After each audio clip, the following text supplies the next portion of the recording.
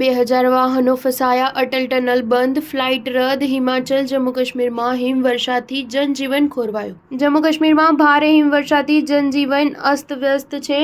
સિઝનની પહેલી હિમવર્ષા બાદ Srinagar Jammu Kashmir national highway block થઈ ગયો છે, જેનાથી અનંતનાગમાં 2000થી વધારે વાહનો ફસાઈ ગયા છે. શ્રીનગર લેહ હાઈવે અને મુગલ રોડ પણ બંધ થઈ ચૂક્યા છે. જમ્મુ કાશ્મીરથી લદ્દાખને જોડતા જોજિલા પાસનું તાપમાન 25 ડિગ્રી રહ્યું.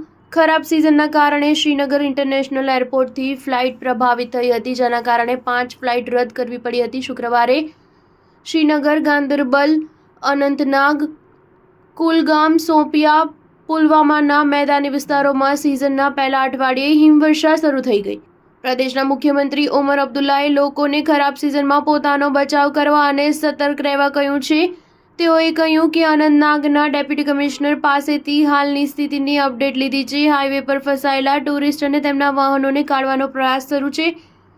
ભારે વાહનોને આગળ જવાની મંજૂરી મળી રહી છે, પરંતુ હલકા અને પર્યટક વાહનોને નીકાળીને સુરક્ષિત ઘરે પરત મોકલવામાં આવી રહ્યા છે. હવામાન વિભાગ અનુસાર જમ્મુ કાશ્મીરમાં 29 થી 31 ડિસેમ્બર સુધી વાતાવરણ શુષ્ક રહેશે. 1 થી 5 જાન્યુઆરીની વચ્ચે કાશ્મીરમાં અમુક જગ્યાએ થોડી હિમવર્ષા થઈ શકે છે.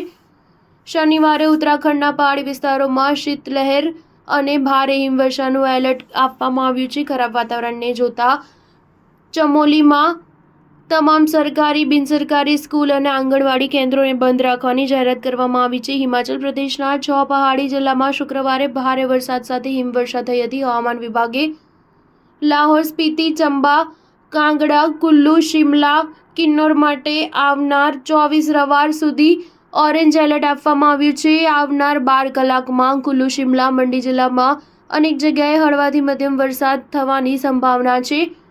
હમીરપુર, બિલાસપુર, ઉના, સિરમૌર અને સોલન જિલ્લામાં અલગ અલગ જગ્યાએ ગરજ ચમક સાથે હળવાથી મધ્યમ વરસાદ થવાની સંભાવના છે. બિલાસપુર, ઉના અને સોલન જિલ્લામાં અલગ અલગ જગ્યાએ ઓલાવૃષ્ટિ થવાની સંભાવના છે. ચંબા અને કાંગડા જિલ્લામાં ઘણી જગ્યાએ હળવાથી મધ્યમ વરસાદ તેમજ અમુક સ્થાને ભારે હિમવર્ષા થવાની સંભાવના છે.